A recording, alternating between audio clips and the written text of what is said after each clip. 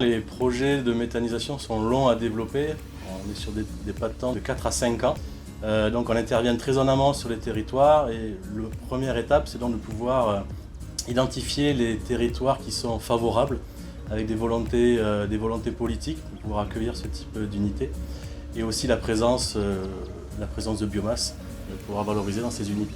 J'accompagne Laurent sur la partie technique, que ce soit sur le foncier, sur la partie faune-flore, la partie impact que le projet peut avoir sur le site et son environnement.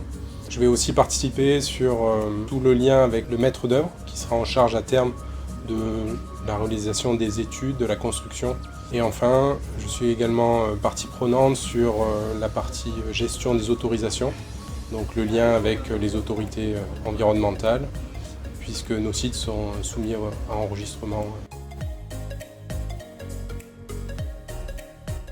C'est intéressant parce qu'on retrouve le côté transverse que l'on a souvent chez CVE, puisque les projets sont portés effectivement par un binôme et on est accompagné par d'autres personnes, d'autres activités. Il est essentiel effectivement qu'il y ait ce partenariat et ce travail commun sur le développement des projets, puisque le métier du biogaz est quand même assez large et à la fois un côté développeur et à la fois un côté technique permet d'appréhender le projet dans sa globalité, trouver la meilleure solution pour que le projet se fasse et soit une réussite à l'arrivée.